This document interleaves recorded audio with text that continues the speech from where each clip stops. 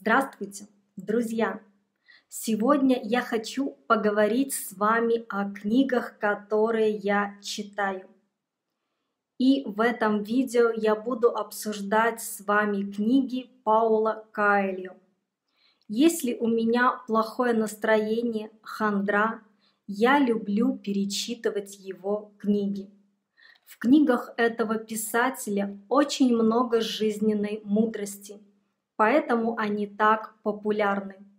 Его книги помогают мне взглянуть на мою жизнь по-другому, а еще осознать, что я не единственная на Земле, кому тяжело.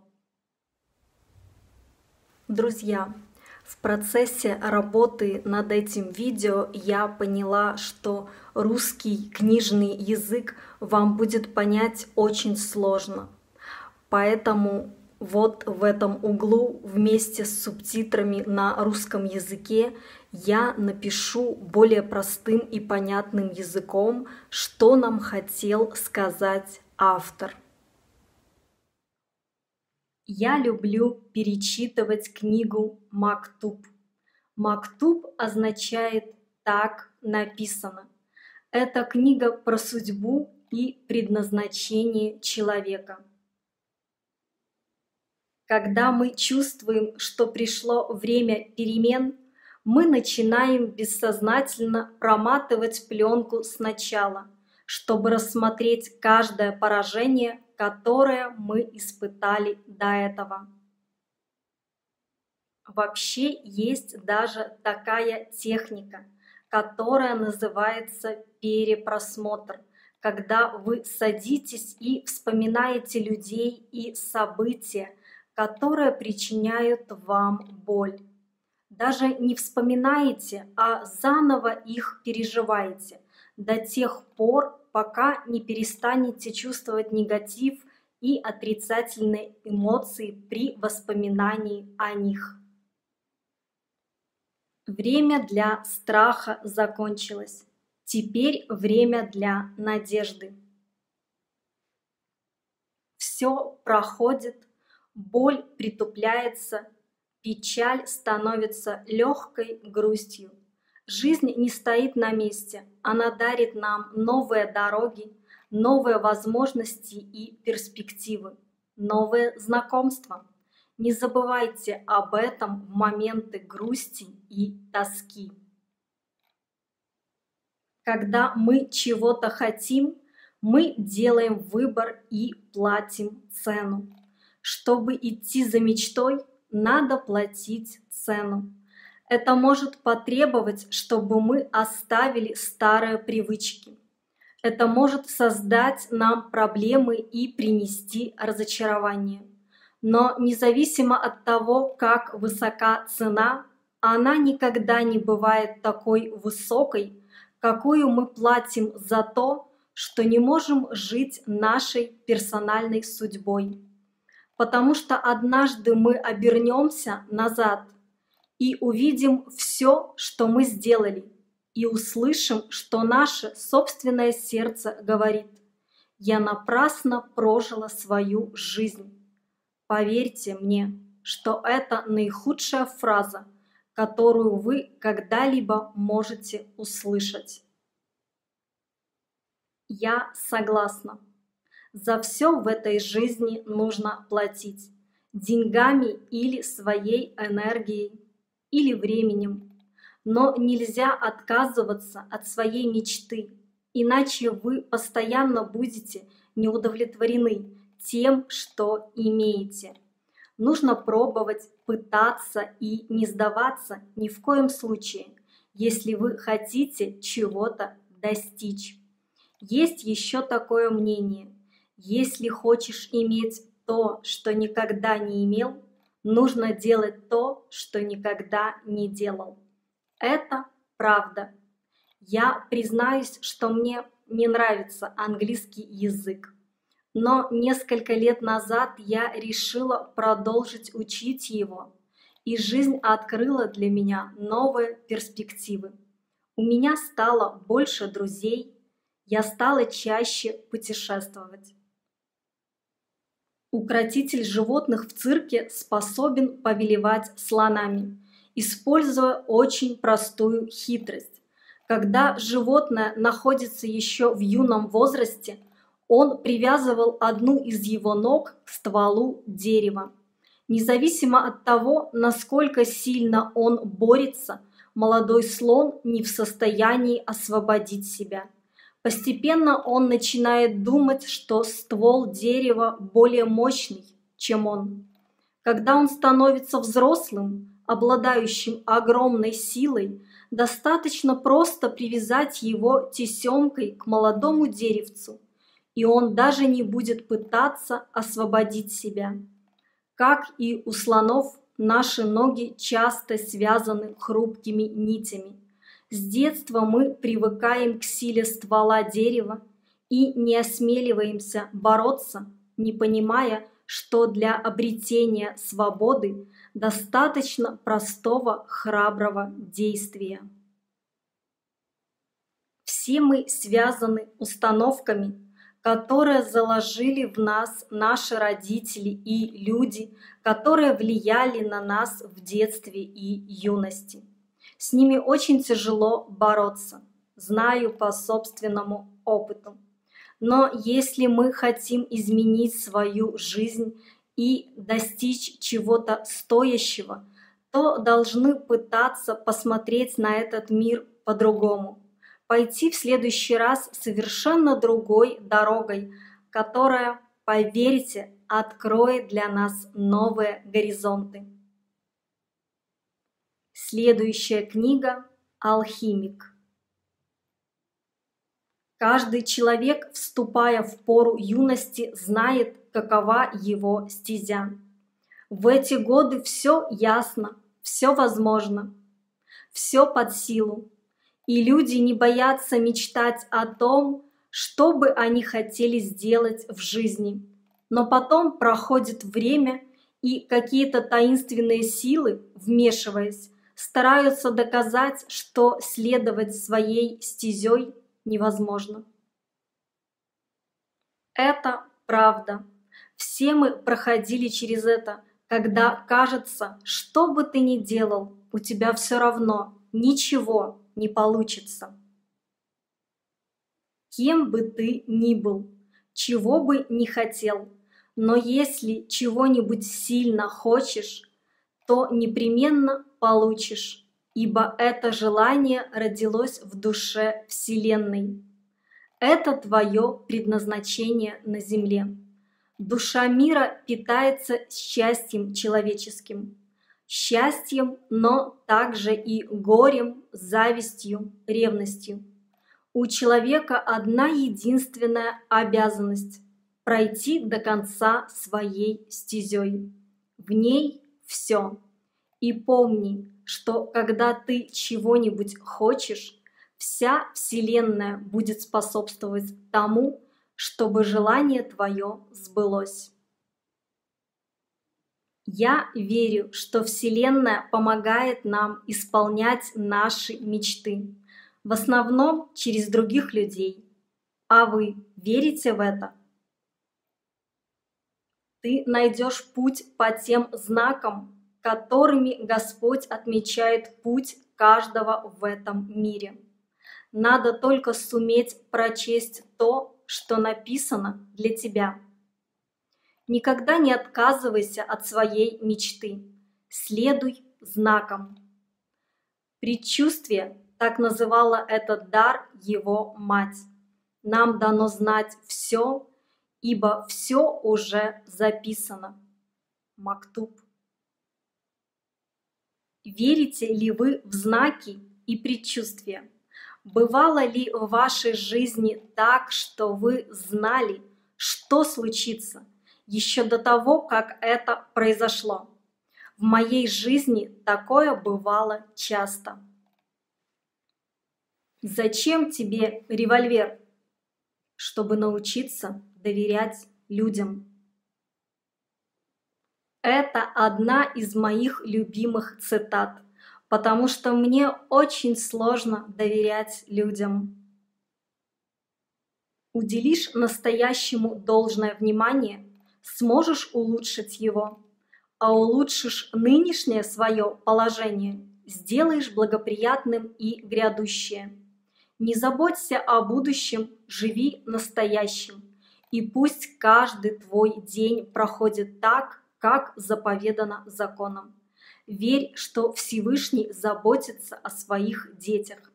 Каждый день несет в себе частичку вечности. Я стараюсь жить только настоящим моментом. Помните, что вся ваша энергия уходит туда, на что сконцентрировано ваше внимание. Самый темный час перед рассветом.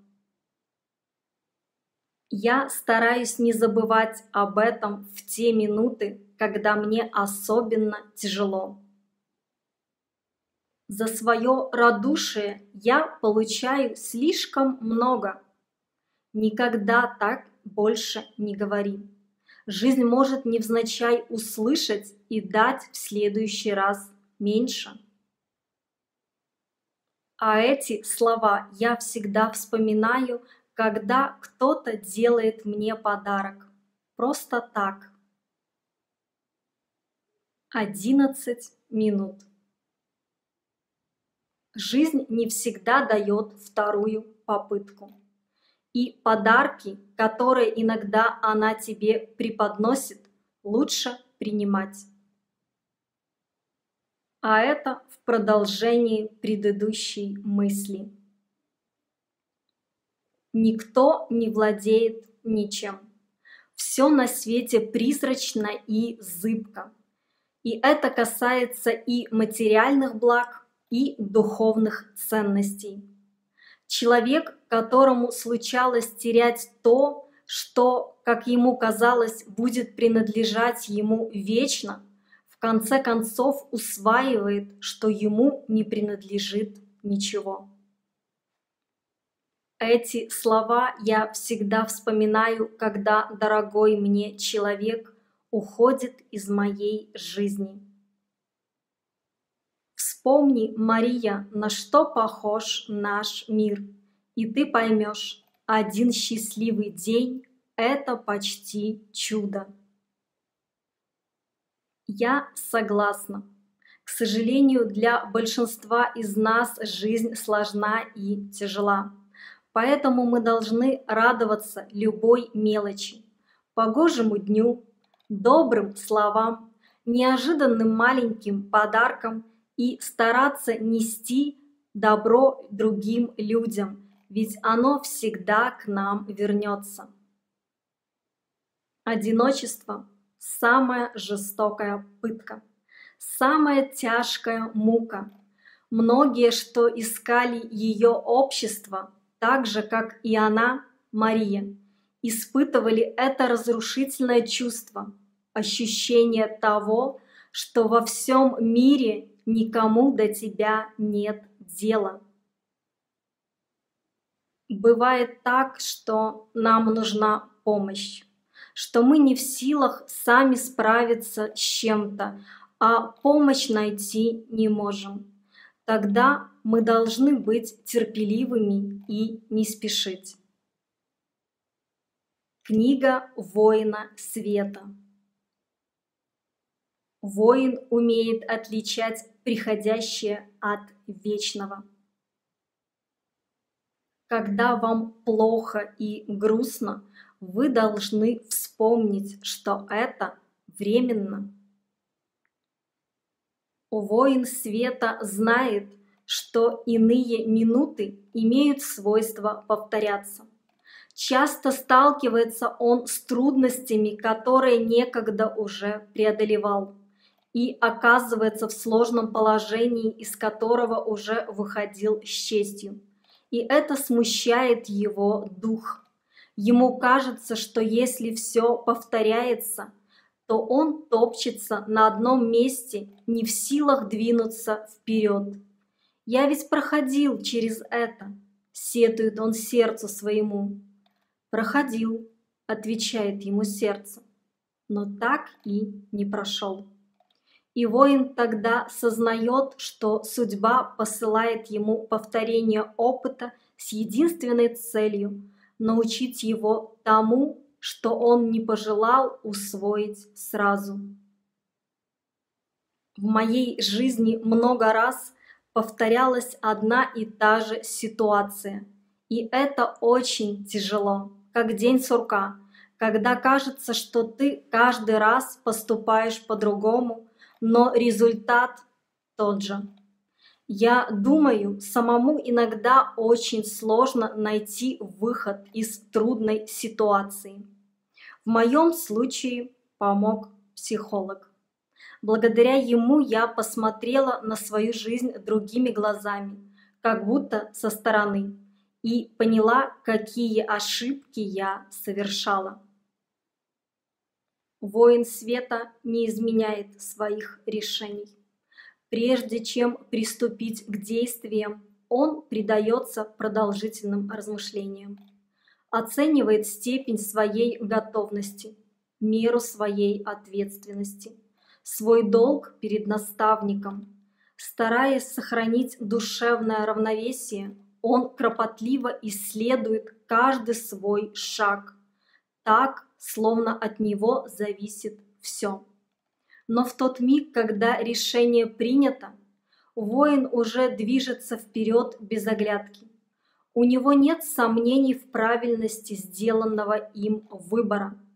И даже если обстоятельства оказываются не такими, как он представлял, воин не сворачивает с избранной стези.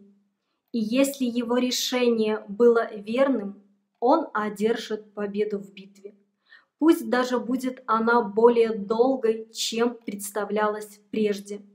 Если же решение было ошибочным, он потерпит поражение и вынужден будет все начинать сначала, но уже во всеоружии горького опыта.